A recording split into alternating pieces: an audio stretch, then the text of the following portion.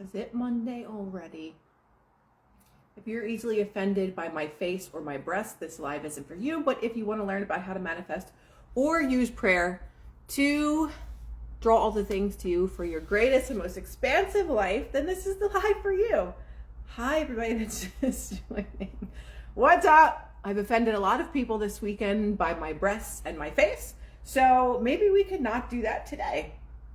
But I do realize that everything that I do, I learn lessons from. If anybody's in here that's like, wow, any decision that you make, you realize that it's a lesson learned, no matter what it is, right? Hi, everybody. I posted something over the weekend that offended a lot of people. I got a lot of unfollows for it because people don't understand loving yourself, being in your goddess energy, God or goddess energy. I've learned to master that. I am not ashamed of it. I don't care what people say about it. But if we're not offering our best selves and we're not feeling the best within ourselves, within our own bodies and vessels, then you're not living your most expansive life. There are many people that are triggered by people's confidence, by people's power, by people's light. Maybe they're not your people, or maybe they'll learn from you by living in your greatest expansive self. So we're going to talk a lot about the love part of it and how love does expand everything that we are.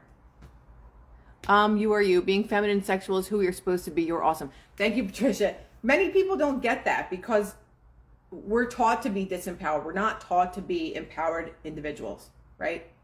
And that is where the indoctrination comes in. That is where the programming comes in from when we're very young, to not be as big as you possibly can be. So what is the point of our lives if we're not being our greatest expansive selves? Seriously, answer that question. If you are not living in your full power and potential, what are you doing? You're being small. You're playing it safe, right? And when we play it safe, we don't get to have the things that we want because we're afraid to go after them. We're afraid what someone might say about you.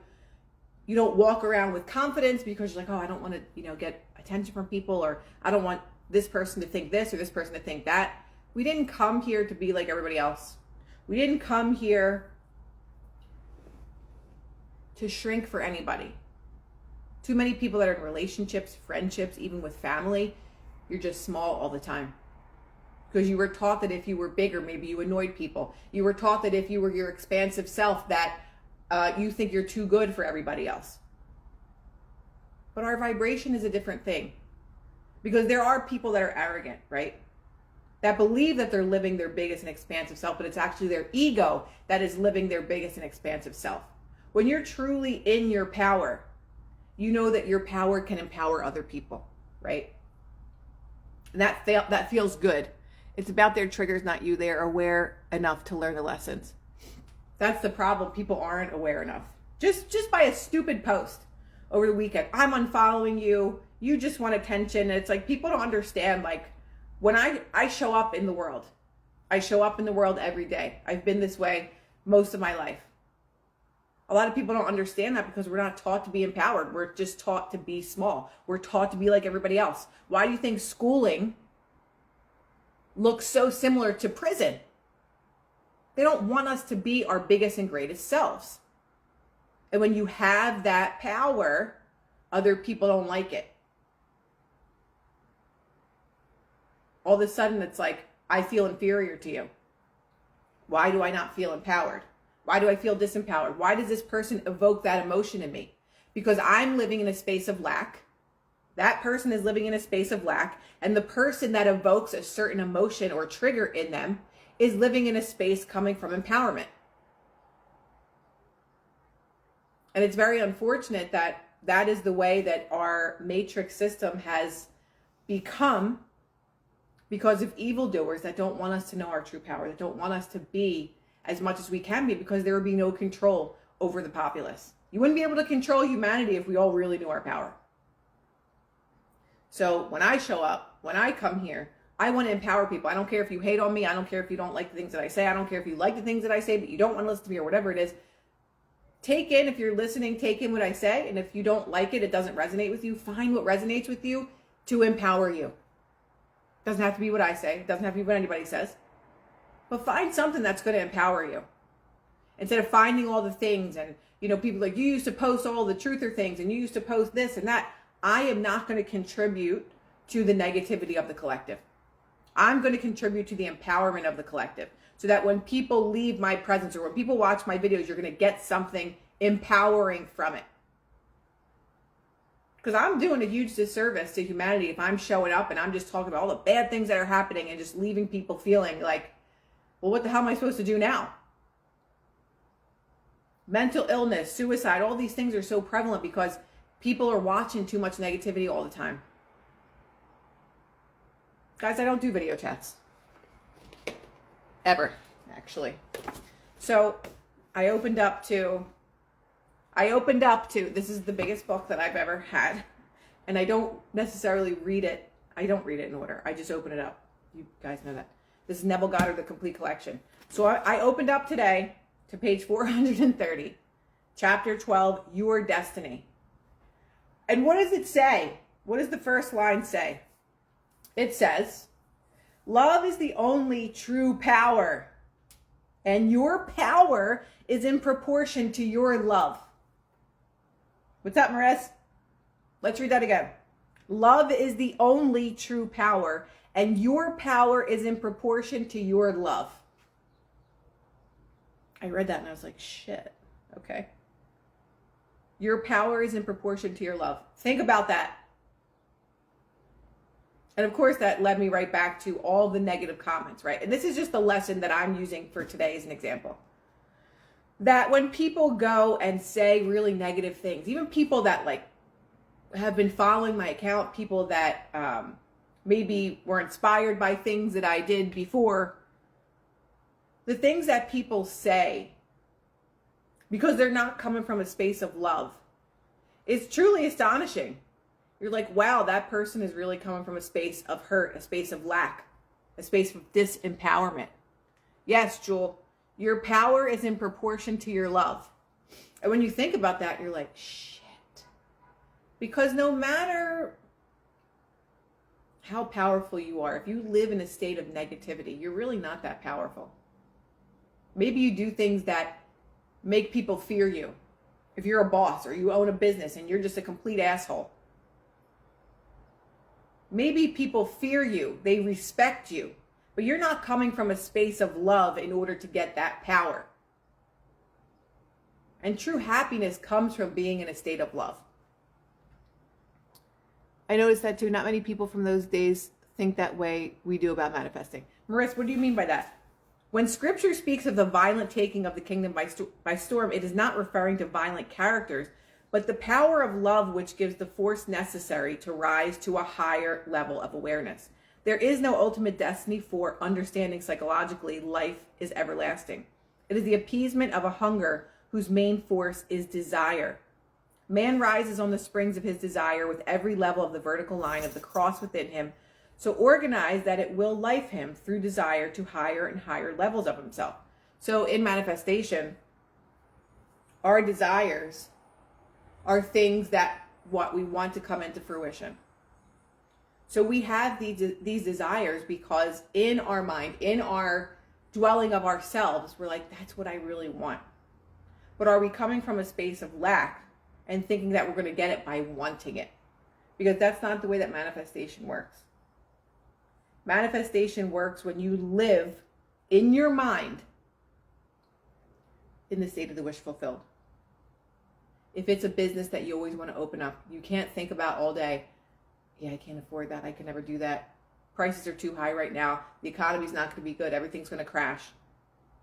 We have these desires that we have for a reason. I'm not talking about lust. I'm not talking about gluttony or any of those things. I'm talking about true desires that lead to our purpose.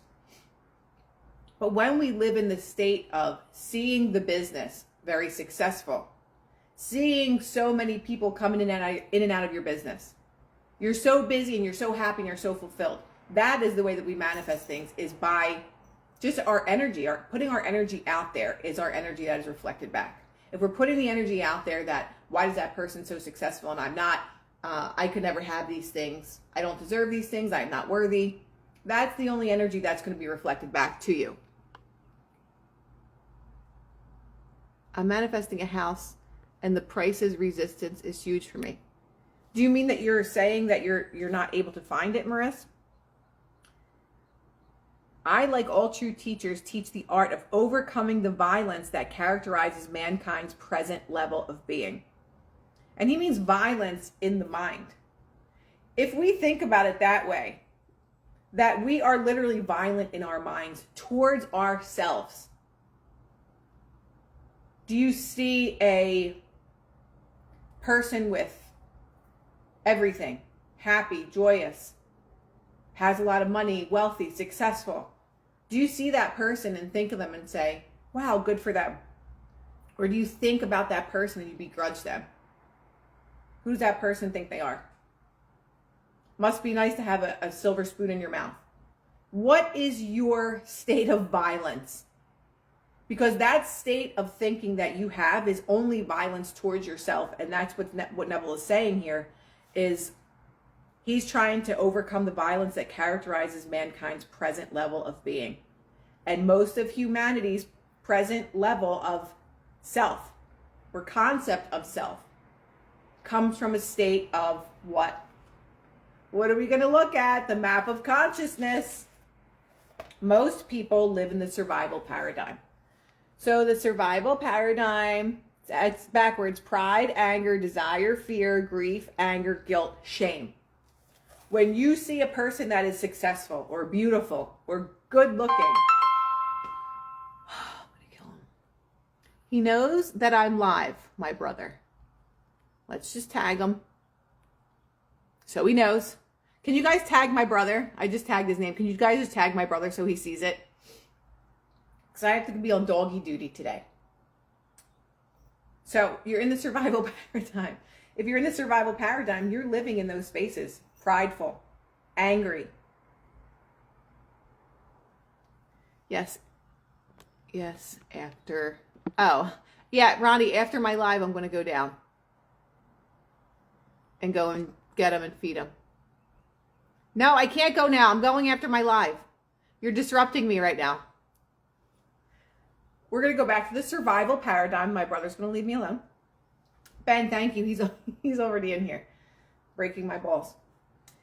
So when we come from those very low vibrational spaces, like shame, when you see somebody that is incredibly successful, or you see something, a really nice home somewhere, and all of a sudden you feel shameful inside, that's violence towards yourself. Your negative feelings towards another person are not hurting the other person. It's hurting you, because our consciousness, our subconscious mind, thinks that we're only talking about ourselves. So even when we talk about other people and we say negative things about other people, our subconscious mind is listening 24/7. So if you're thinking something negative about somebody else, your mind doesn't know that you're not talking about yourself. Oh, look how fat she is. Oh my God, that person is so ugly. Whatever, I'm just giving examples. The violence you think towards other people is violence towards yourself. The violence that you think about yourself is only confirming more of that energy, which is the only thing that you can get back to yourself. So this is all about our destiny and love. Every moment in time, you are offered the chance to prove your ability to overcome violence. But I know I'm not talking about someone else. That's not the way your subconscious mind works. Your conscious mind knows that you are talking about someone else. The subconscious mind, which runs 95% of your day, only takes it in as true about you. Because if you're talking about somebody else, where is your energy anyway to begin with? Why are you talking about someone else? What is that doing for you to speak negatively about someone else? When you are in a higher state of consciousness, being, or awareness, you don't have to talk about anybody else. Because your only concern is, how can I level up today? How can I be a better person today? So your conscious mind knows you're talking about that other person. Your subconscious mind does not. Good morning, Cher. Yes, our mind doesn't know you are not thinking or saying it about yourself. Like, this isn't something I'm making up. Like, this has been talked about forever. This is proven through science that this is the way our subconscious mind works. Okay? So we have to ask ourselves, why do we feel the need to talk about other people? Oh my God, did you see how fat this person got? Like, oh my God, this person does this. Why is that a part of your day? Like, there are certain people that'll just pick up the phone just to talk about other people. And that's the way that they live their life. These people are bitter. They're not happy. They're in unhappy marriages. They love to party and drink and escape themselves. When you're constantly in a state of escapism, the only thing you're escaping is yourself. When we alter our mind, it's to get away from our own subconscious. It is to get away from our own subconscious.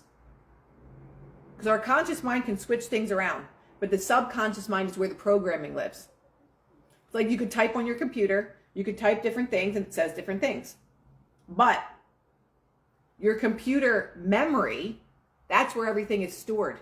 So you could change everything on the screen of your computer to make it look different. But what is in the storage space of your computer? What computer programming? What's up, everybody?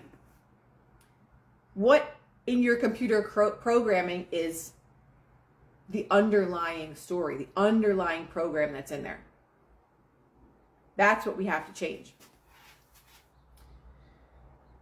By assuming that consciousness is the only reality, what is in your subconscious mind? If we really think about this, what is in our storage in our computer, which is our supercomputer? What's in there is the only reality. Just like an actual computer, the only reality on that computer is what's stored in it. You can't say, I want to play Wheel of Fortune and Call of Duty is the only program that is uploaded into your computer. So the only reality for your computer is Call of Duty. You could think about playing Wheel of Fortune. You could type Wheel of Fortune in all day on your computer, but it doesn't mean that it's going to come up there because it's not downloaded there. Right? So consciousness is our only reality. So the only reality that you have is the programming from your childhood. If you weren't loved and nourished enough by your caretakers, your program in your supercomputer is probably, I am not worthy.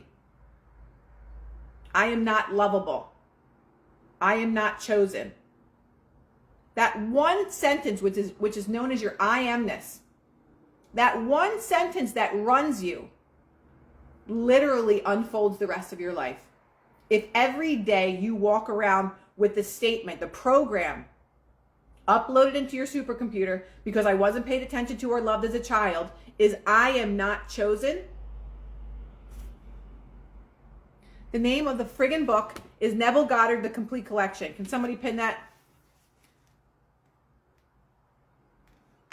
See, I can't read these comments and then talk. So the only program that is in your consciousness is, or the only I amness, potentially, I am not worthy, right? So if it's I am not worthy, scenarios in your life, in your everyday life for the rest of your life, unless you change your programming, things are going to show you and reflect back to you, I'm not worthy. You're going for a job interview. Maybe you were the best person for the job, but for some reason you didn't get picked. You auditioned for something. You were absolutely the best person for the part. They didn't pick you. When you were in school as a kid and you were picking teams, you were always the last person to be chosen. Why? Because your I amness is I am not chosen. So as long as that energetic frequency is constantly being emitted outward, that's the only thing that can be given back to you. I am not lovable. Everything in your life will reflect your belief system that I'm not lovable.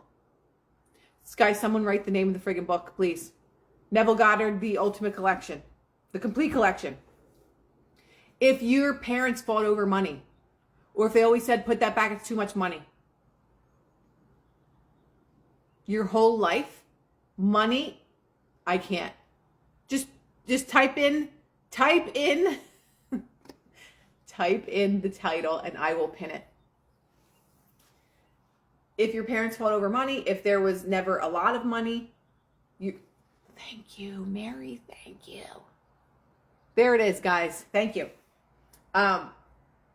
If your parents fought over money, if you had all these stuff, then you're coming from a state of lack. So you're going to always attract a job that doesn't pay you enough. You're going to have just enough money to pay your bills. Maybe you're always struggling with things. Maybe your car always is constantly breaking down because you don't believe or have an abundance mindset. It's only a program. What happens when you delete a program in a computer?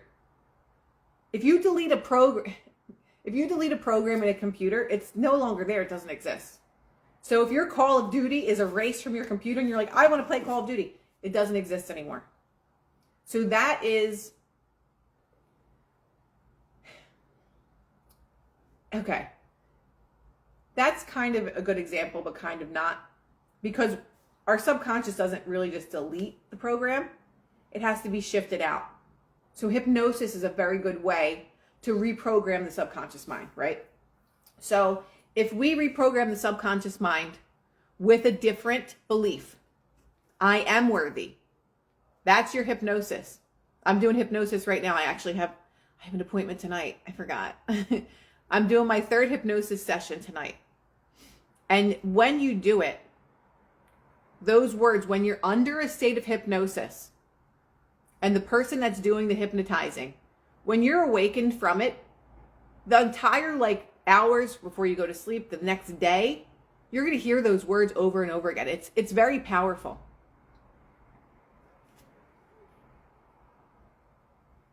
Doesn't it free up more space to fill that space with something good to you? Yes, but I'm just saying, generally speaking, because our subconscious program, so it's like when you upload onto a computer, right?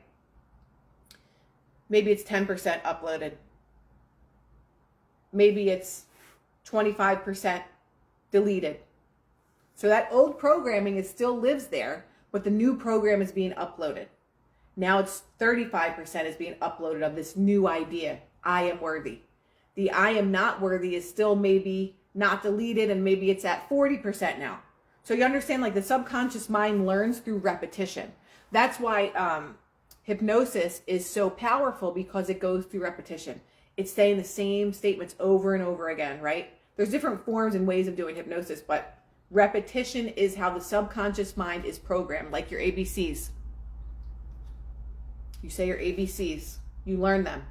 You don't learn your ABCs after doing it one time. You mess up, you start over again. I don't know if my voice is changing in the live, it's because Instagram just likes to fuck with my life. Because that's what they've been doing lately, is changing my voice. I don't know how that works, but yeah. Okay, let me go back to this, because I just go off on tangent and then I just... Okay, so by assuming that consciousness is the only reality, and that nothing has reality, save the consciousness you have, except for the consciousness you have of it. In that assumption, you will find the sole cause of the phenomena of life. So he's saying that whatever it is that you save in your consciousness, that is the sole cause of the phenomena of life. Whatever you see in this reality is because of what you saved in your supercomputer. Right? Guys, hold the questions for just a second. Your reactions to life define you. As long as they remain as they are, your life will stay the same. Let's repeat that. Your reactions to life define you. If you lose your job, let's say, I knew this was going to happen. I just had this bad feeling that this was going to happen to me. And then you're the victim, right? So if you react to life every time when something happens to you, you become the victim. You're always going to be a victim. But if you say, wow, I lost that job because something better is going to happen to me. Something better is coming from this. I'm so happy and grateful that I was fired because the universe is opening up opportunities for me. Your reactions to life define you. And I'll give you another example of my post the other day. Your reactions to life. Like, why was someone so triggered by me? Why do you always have to show your body? Why do you always have to do this? Why do you always put your lips like that? You should stop getting surgeries. I never had a surgery in my life. Your reactions to life define you. So what does that say about the person? Why are they so triggered by my existence? And this goes for anybody that sees something and is very triggered by it. Your reactions to life define you. So that is a person coming from a state of lack. When you see things that others have, and all of a sudden it gives you a negative reaction, your reactions to life define you. Because you live in a victim mentality, you live in a poverty mindset, and you come from a space of inferiority. And that's just a program. You could change it right now. You could change it tomorrow. If you tend to be a negative person that sees everything negatively, you don't have to live that way. It's an illness. And I explained that in my video last night. Just like a physical illness is considered an illness, you having a victim poverty mindset, lack mindset, that's also an illness. God does not want us to live in a state of lack. God doesn't want us to come from a state of anger all the time. So if you are living and coming from a state of lack every single day, your life can only give you lack back. You can't live in a poverty mindset and say, why does this person have everything? Why don't I have anything?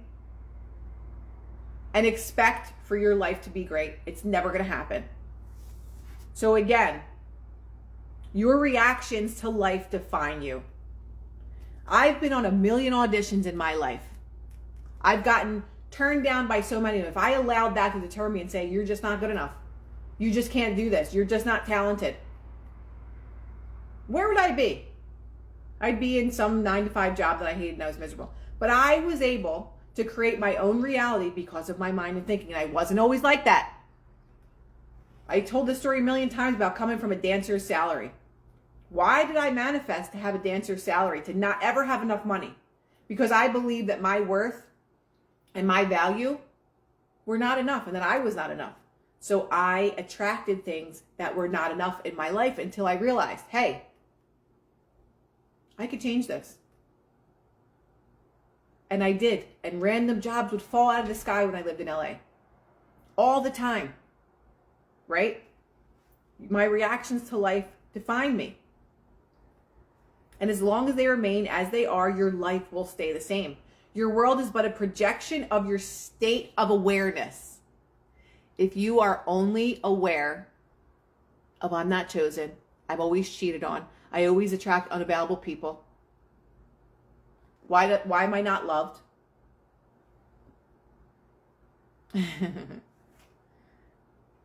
Your world is but a projection of your state of awareness.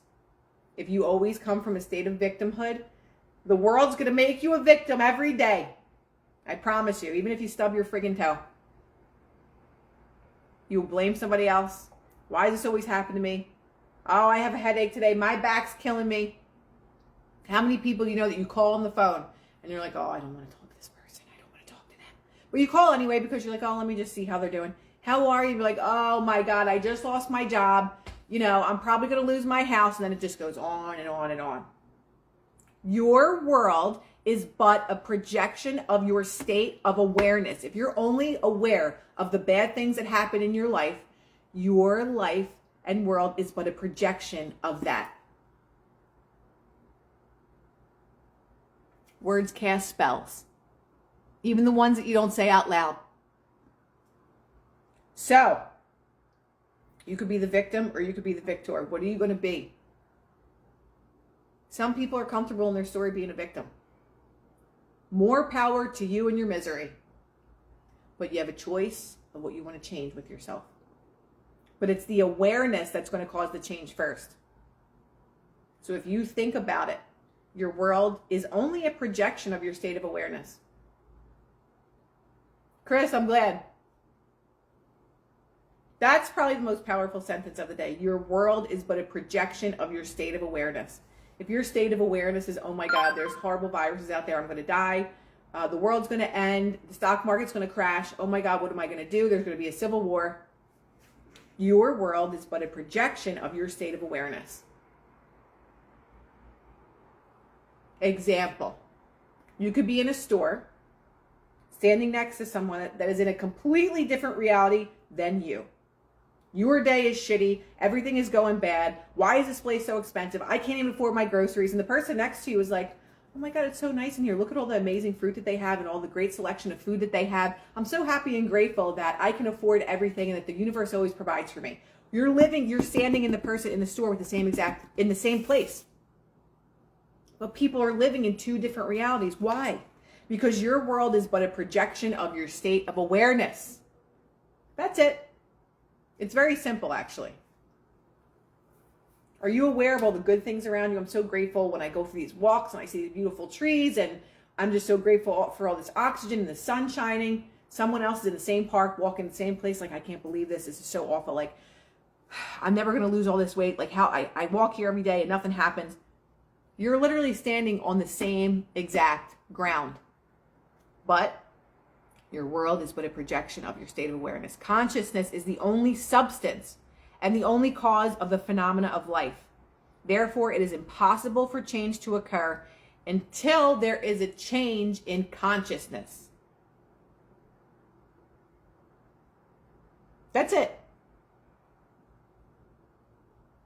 It is impossible for change to occur until there is a change in consciousness. Guys, because they mess with my lives every day. There cannot be change until there's a change in your consciousness. Changing the lens we see through. Exactly. This is a really good book. And there's a lot of biblical stuff in here. He explains things through the Bible. It's very eye-opening. Neville is not an easy read. But if you are familiar with his stuff, or Joseph Murphy's stuff, then you'll be good. Because he just uses different wording and terms and stuff that you're just going to be like, I don't know. But that's why I like to break it down here so that you can then go learn this on your own. How to force it to happen, the change of consciousness. So, like I said, the subconscious mind is programmed through repetition. Right? Neville is the man. Repetition. It's like if you're learning a new sport, if you're learning how to play hockey, you don't just go on the hockey field and you're just great at hockey. Maybe if you're an athlete. But for most people, if someone never played before, like myself, it's going to take me a long time to understand how to hold the stick, how to hit the puck, right? Where the puck should be on the end of the stick, whatever. Right? It's repetition. All of a sudden, it becomes second nature to me. Someone's just learning how to play tennis. You don't just play tennis, you're like, oh, I'm great. Unless you're an athlete, you know how to do it. You learn through repetition. That is the exact same way that the subconscious mind is programmed, is through repetition. So if you want to change your state of awareness, it is through it's stopping the negative thoughts. If you go to a store, and I always give this example, and you like something, the first thought that comes to your head is, oh, I can't afford that. I was actually at an event yesterday, and I sat next to someone. And I think in the small amount of conversation that we had over the course of 30 minutes, I'm going to say, I think I counted, so fucking nuts I am. I counted 4 times that this person within 30 minutes said, oh yeah, I just can't afford that. Oh my God, groceries are so expensive. Like, I just can't afford it. Like, you can't even afford to eat. I can't afford that. 4 times in 30 minutes. People don't understand that your words are a spell. You are casting a spell on yourself every thought that you have and every single time that you open your mouth. So if you want to change that, you flip your thoughts. As soon as Emily said, when I have those negative thoughts, I say, I don't do that anymore, and rephrase the thought. I love that. It's simple. I don't do that anymore. I don't do that anymore. The universe always provides for me. It doesn't mean that you recklessly go and spend money and be like, well, I'm always provided for. You change your thoughts, and once you change your thoughts, your reality starts to shift. Why? It is impossible for change to occur until there is a change in consciousness. So you're changing your consciousness by literally stopping the negative thoughts. You can just say, I'm always provided for. I'm always loved. If you want to change your dynamic of your relationship with someone, you affirm what it is that you want. If you're not chosen by your partner, it's because you don't think you should be chosen yourself. It's not your partner acting like an asshole. They only show up and reflect you. Every person, every encounter, every event, every experience is just holding a mirror up to you. If someone's not choosing you, it's saying you aren't choosing you. Your belief is, I am not chosen. So everyone in your friggin' reality is only going to show up in that way. Right? Somebody in my family was like, I'm going to get fired. I know that my job's going to let me go. I know that I just know what's going to happen. What do you think happened? Got fired. Your reality in your consciousness can only reflect you. Or your reality, rather, reflects your consciousness. So if you constantly are saying, oh my God, I know I'm going to get sick. That virus is going around. Like, I know I'm going to get it. Oh my God. You're going to get sick. Your consciousness is just reflecting. Whatever is in here is just throwing out there and coming back here. Everything is a reflection of your belief system. I am not loved. If you live from that space, which a lot of people do, your reality is going to reflect, I'm not loved.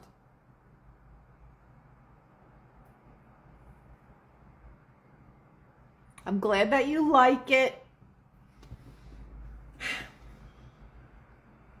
I'm going to hop off in a few, but all that you consent to, be it good, bad, or indifferent, is projected into your world through the I of awareness, which is your I am. All that you consent to, be it good, bad, or indifferent, is projected into your world. If security is your aim, you must establish an awareness of security so strong that you feel it and say within yourself, I am secure. I'm secure. I'm safe. Right? I give this example too. People that were sexually abused, molested, raped, things like that. That jams your subconscious programming. A program into your subconscious, right? Which is, I am violated. Now, if this happened in your childhood or somewhere in your life, you will continue to attract similar scenarios. Like kids that were sexually abused will attract people that abuse them later on in their life in relationships. Why? Because that program was jolted into their subconscious. I am violated. I am not safe. Because I've come across a lot of people in my path, especially as a dancer. I've met a lot of broken women as a dancer.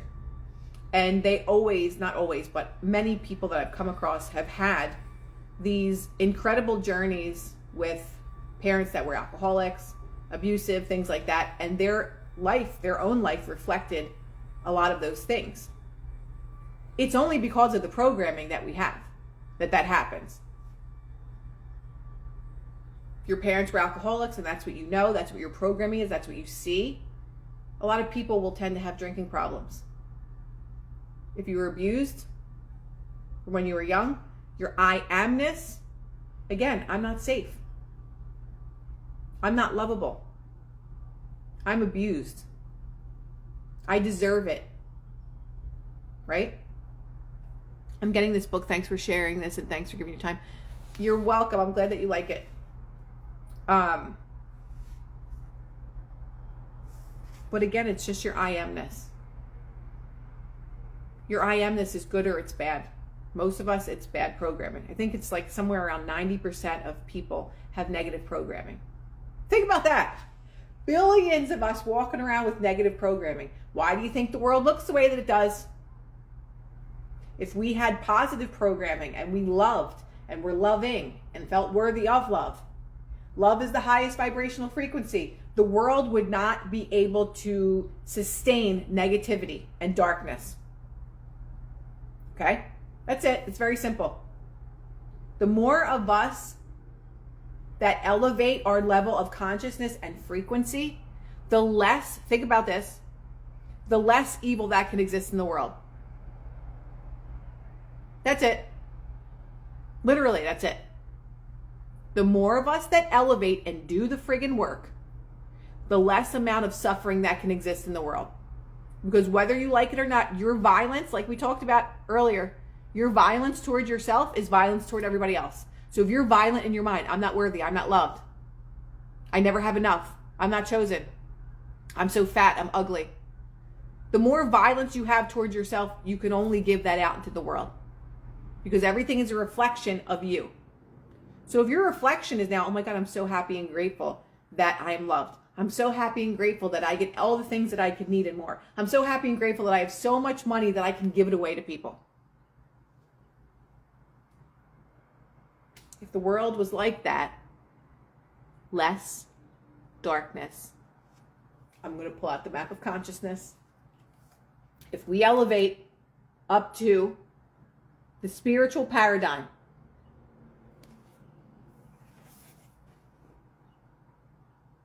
think about this. People use Jesus, right, as their, many people say Lord and Savior, idol, whatever you want to call Jesus's level of consciousness. Imagine that all people had his level of consciousness, which is known as Christ consciousness. If people had Jesus's level of consciousness, all these charades and shenanigans could not happen in this lifetime. All the bad shit that's happening in this world could not happen. It could not happen because this level of consciousness cancels out all of this survival paradigm. It doesn't exist anymore. Anger, pride, fear, shame, guilt. That goes away. That goes away. So if we can get out of the survival paradigm, even up to reason and integrity, if we can get up to reason and integrity, less of this stuff all the way down here cannot sustain high vibration. And before we close out, I love the way Neville explains Jesus and what he meant in the Bible when it says, I am the way, the truth, and the light, right? He didn't mean he was the way, the truth, and the light. He said, I am. What do we talk about every single life? Your I amness. I am the way, the truth, and the light. Jesus reached a level of consciousness where his I amness just caused miracles. Jesus, I love you. Jesus's level of consciousness was so high that his I amness could cure people's leprosy, could do miraculous things. He could walk on water. Why? Because he believed that he could. Benny says, I am equals God. So when you look at it from that perspective, that Jesus was a human that achieved a level of consciousness so high that he could perform miracles. And he wanted to teach people. He said, you can do more than what I can. I am is the way, the truth, and the light. Because if you walk around and say, I am loved, I am loving, I am greatness, I am powerful, your world starts to reflect that. I am a miracle worker. Jesus was the Son of God, but we're all the sons and daughters of God. I am is literally in our DNA. So regardless of your beliefs when it comes to religion, which I don't get into because I don't believe in religion, I like to look at historical figures like Buddha and Krishna, all those people that were highest level vibration. Why could they do these things? Because it's a level of consciousness. And our consciousness has been downgraded and degraded to such a degree that people live in the survival paradigm of shame, of guilt. of fear, greed, desire, all these things. And so if you're living in a low vibrational or the lowest paradigm of life, that's the only thing that can be reflected back to you. If you live in reason and integrity or whatever it is, that's another higher level of consciousness. That's the only thing that can be reflected back to you. When you get up to the highest paradigm, which they said only 3 people have achieved that highest level, Jesus, Buddha, and Krishna, according to, what's his name? Steve Hawkins, maybe? Oh, David Hawkins. Sorry, not Steve Hawkins. Dr. David Hawkins. He's the one that created the map of consciousness. And he said, Hawkins has only been able to pinpoint very few beings at this level, including Jesus, Buddha, and Krishna. However, the most fascinating part of this map is that as long as we're vibrating over 200, we can neutralize negative energies. 200. So 200 is when we get to reason and integrity. That's courage. Courage is at a level 200. Okay? So I'm just going to read a little bit of this before. When one calibrates at 300, which is 300 is at willingness. Not bad. If you can get to willingness, when one calibrates at 300, they have the ability to transform the negative vibration of 90,000 people. Can I read what again? What do you want me to read again? Let me just read the whole friggin' paragraph so that we can... Dr. David Hawkins was able to chart on a frequency scale the map of consciousness, which I show you. Starting at the lowest point, shame, measured around 20. Anything below 200 is powerlessness, destructive energy, moving away from source. And reaching the highest point, which is enlightenment, the highest, is above love. Enlightenment is above love, measuring 700 to 1,000, in which Dr. Hawkins has only been able to pinpoint very few beings at this level, including Jesus, Buddha, and Krishna. However, the most fascinating part of this map is that as long as we're vibrating above 200, which is courage, we can neutralize negative energies on a much larger scale. For example, when one calibrates at 300, they have the ability to transform the negative vibration of 90,000 people. At 500, which is love, that's getting into the spiritual paradigm. So if one person reaches love, and when I say love, I don't mean like, oh, I love you, like I'm loving. I mean like you just radiate love all day long. It's very difficult to get to. If at 500, one person, now this is why you can tell that like you're not in the state of love. One person at the level of 500 of love can transform 750,000 people. So if you're a person that is just radiating love, which I don't know if there's anybody on earth that actually is. I could be wrong. At 500, one person can transform 750,000. And at 700, which is the level of enlightenment that Jesus, Buddha, and Krishna were measured at, 70 million people's energy below 200 on that scale is transformed. Can we think of one person on earth right now? Yeah, sure. That is at a level of enlightenment that could transform 70 million people whose energy is below 200 on the scale. That's transformed, done. Almost me. Good for you. We have another Jesus Christ, Buddha, or Krishna in the comment section. But imagine that. It's measurable. It is measurable. And that's why so few people have ever been able to attain that. So the question is, Bob Marley, I love it. Why do you think they keep us in this low paradigm, this survival paradigm? Because they know that if someone gets to the fucking spiritual paradigm, it's over. They can transform tens of thousands, if not millions of people by just existing in a high frequency like that. So do you understand?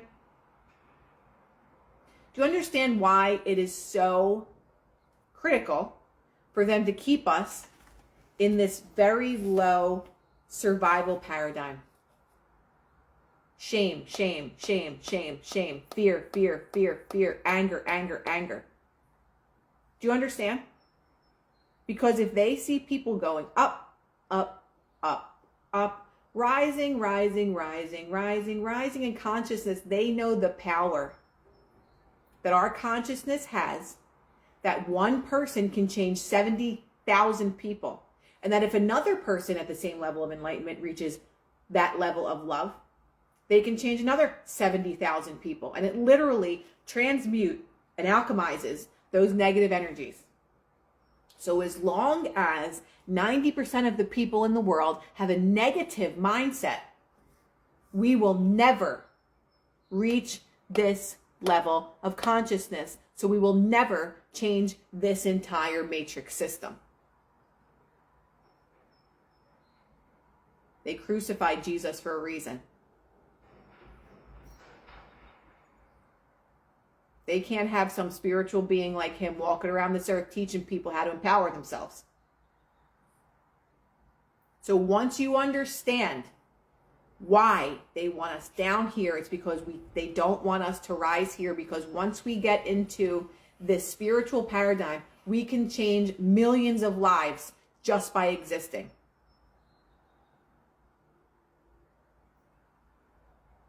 I think this is pretty important. I think we'll leave it off for today. So remember that in your day, when you want to be negative, when you want to curse at somebody, when you want to beep your horn at somebody, when you want to put negative energy out into the world, it's because they want you to be like that. Because the more you rise in consciousness, the more people that you're going to change and shift. We're gonna I think that was good for today. So remember that. You, and whoever else is listening, you have the responsibility to rise in your fucking own map of consciousness. You, me, all of us. It is our responsibility. So when you want to blame the government, you want to blame the person that you voted in, you want to blame your doctor, you want to blame everybody else for your shit. You. Me.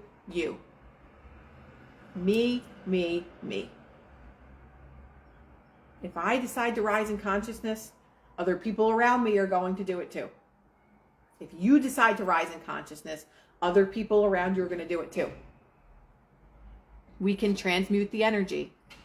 And that's why they keep throwing every pile of shit at us that they possibly can to keep us disempowered, to keep us down in the survival paradigm. They don't want us to rise up. That's it. They don't want us to rise. Very simple. Yes, we are the shit. Okay? So, now that we got that all out of the way, go and seize the day with your energy. That's your assignment. My assignment. Seize the day with your energy. You see somebody on the street, smile at them. You look nice today. Isn't it a great day today? When you are passing somebody could be having the worst day, and you see them. And you're like, oh my God, you look so good today. That changes the whole trajectory of their day. They're like, oh my God, thank you so much. Like all of a sudden their energy just shifts. So if you could do that for one person, think about if you rise up to a certain level of consciousness, you can do it for thousands. It's very simple. It's very simple. Choose to be a dick and live in the survival paradigm for the rest of your life, or help consciousness or help humanity rise in the level of consciousness so that you can transmute the energy of one person, 10 people, 10,000 people. That's it. Seize the day. I'm on doggy duty. Love you all.